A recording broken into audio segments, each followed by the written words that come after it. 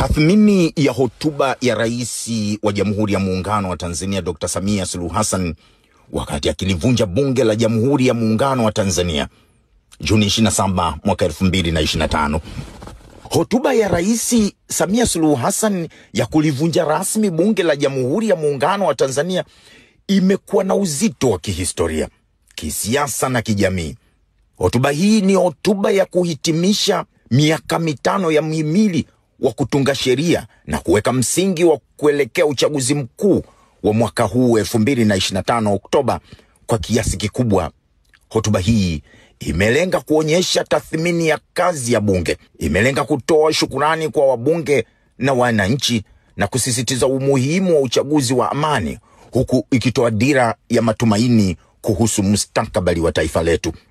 Mheshimiwa Rais amegusa maeneo muhimu, akitoa shukurani kwa wabunge kwa kazi yake ya kutunga sheria, kusimamia serikali, kupitisha bajeti na kushughulikia hoja za wananchi. Ametambua kuwa licha ya changamoto, bunge lilichangia maendeleo ya taifa, hasa katika kipindi cha mpito baada ya kifo cha Rais hayati Dr. John Pombe Magufuli.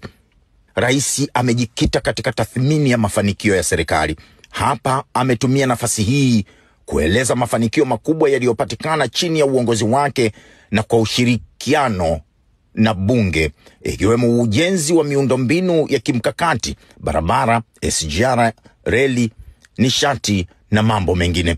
Rais ameelezea uwekezaji katika huduma za jamii, ikiwemo elimu, afya na maji, mageuzi ya kidiplomasia na kiuchumi, ikiwemo kuvutia wawekezaji na kufungua Tanzania kimataifa. Rais ameonyesha utulivu wa kisiasa na uhuru wa vyombo vya habari. Mheshimiwa Rais katika hotuba hii amejikita katika kutoa wito wa amani, ustaarabu na ushiriki wa kidemokrasia. Amesisitiza umuhimu wa Watanzania kushiriki uchaguzi mkuu kwa amani, kuepuka siasa za chuki na vurugu, huku akiwataka vijana na wanawake kuwa mstari wa mbele kushiriki siasa kwa heshima, hoja na dhamira safi. Dira ya taifa, Rais wetu amejikita katika umuhimu wa kuweka maslahi ya taifa mbele. Amesisitiza kuwa uchaguzi si mwisho wa taifa, bali mwanzo wa mwelekeo mpya. Ametoa rai kwa mshikamano wa kitaifa na kuendeleza misingi ya utu, utulivu, maendeleo na haki kwa wote. Wakati wa hotuba hii tumeiangalia mitazamo ya jamii na wachambuzi. Nguvu ya hotuba hii haikujikita kwenye siasa kali, bali katika uzalendo na muono wa muda mrefu.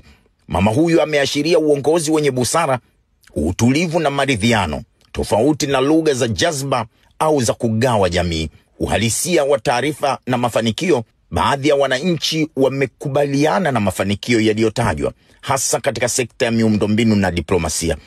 Hata hivyo, baadhi walihitaji kuona mabadiliko ya moja kwa moja kwenye maisha yao ya kila siku, hususan katika ajira, bei ya bidhaa na kipato. Mheshimiwa Rais Dr. Samia Suluhu Hassan ameweka wazi na sauti yake kwa wanasiasa na vyama vya upinzani. Wito wa mama huyu kwa vyama vya siasa kushiriki uchaguzi kwa amani na utulivu umeonekana kama ishara ya kujenga mazingira ya haki na jumuishi, jambo linalotoa matumaini kwa mustakabali wa demokrasia ya Tanzania. Wananchi bado wanatafakari juu ya namna ya kupata bunge litakalowakilisha kwa dhati matatizo yao. Wapo wanaotamani kuona bunge lenye meno zaidi, linaloweza kusimamia serikali kwa ukaribu bila uoga.